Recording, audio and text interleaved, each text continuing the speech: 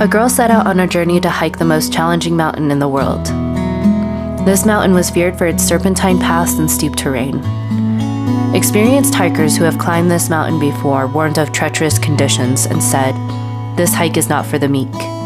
If you travel on disastrous roads, you have to have a strong mind, intuition, and instinct. The girl found herself at the trailhead on Saturday morning, the dawn of the first light of day, just entering the horizon of the mountain. It glimmered with an aura of curiosity and fascination. She was ready to begin her exploration. With her backpack and her equipment, she set out on a path. A sign entered her vision and laid cautionary tales of no return. She thought to herself, "I'm not worried. Nothing can stop me now." The night before, her mother asked her what her motives were for wanting to do this. The girl replied, "I have to do this. For so long I have lived my life without purpose, and I have to prove to myself that I am capable. I am tired of feeling unworthy and like I can't do anything on my own. I have spent my whole life living up to what others expect of me. I'm sick of it. I want to do things for me." The memory of this conversation held in her mind as she ascended upon the first split in the road. Should I go left or should I go right? As she looked in both directions to find out which path seemed most inviting, the road on the left was filled with steep cliffs and a narrow path. The road on the right was flanked by colorful flowers, high green grass, and a path easily seen for miles. Her gut told her to follow the path on the right. It was naturally the path of least resistance. Her mind instructed her to the left. It was more daring and full of risks. She was feeling bold. The yearning to take the hardest path possible overcame her. She veered to the left. Everything about her felt uneasy with her choice, but she went against it anyways. Her choices were bound to suffer consequences. Boulders of all shapes and sizes aligned her path, blurring her sight of what future conditions will be like. The sky became hazy and a chill filled the air. Temperatures dropped significantly, and she thought to herself, the weather wasn't supposed to turn. She felt confused by the misinterpretation from the weather station. The entire week's forecast was supposed to be hot and sunny. As she fetched her jacket and hat from her backpack, she saw a shadow in her peripheral view. There was something stalking her. Something deep inside her told her to run, but her panic froze her, so she could not move. An enormous gray wolf was running in her direction. She screamed as loud as she could. From a distance, she heard a familiar voice and a shot of a gun. The wolf was startled and ran off. A woman with long brown hair approached her, but she couldn't clearly see her face. She could feel her angry gaze intensely penetrating her soul. "What are you doing here alone? This is no place to be by yourself. Where's your protection?" She responds, "I don't need anyone or any protection. I am perfectly fine out here by myself. Leave me alone." She runs quickly away from the woman with haste. Deep inside, she knew her pride was getting the best of her. She needed the help and was in over her head. Her intuition told her she should turn around and head back down the trail. She declined the message.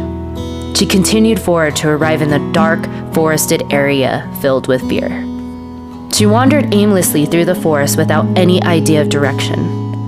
The way had seemingly disappeared.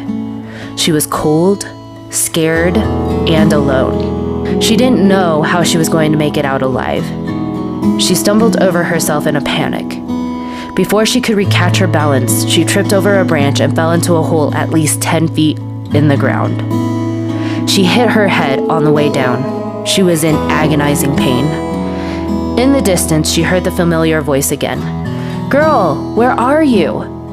She resistantly responded to let her know where she was. She knew she had no other choice but to receive her help.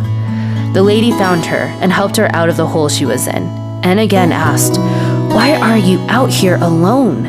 It's unsafe for you here." She replied, "I've spent my whole life trying to figure out who I am and struggled to live alone. I wanted this adventure to be about claiming my independence. I wanted to prove to myself that I could do it, but again, I only proved myself a failure. It's impossible for me to do anything right." The woman says from behind her hair, "The problem is not that you can't do something alone, but that you don't listen to yourself. I know you must have known there were easier ways. The first decision you made was to take a route you knew was dangerous and go against your own intuition.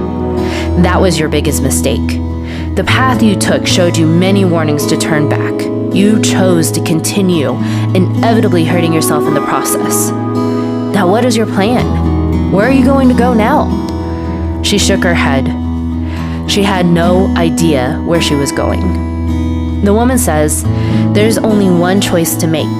Deep down, you know what that is. Follow your intuition, it will never lead you astray." As the woman vanishes like a ghost. She searched the world around her.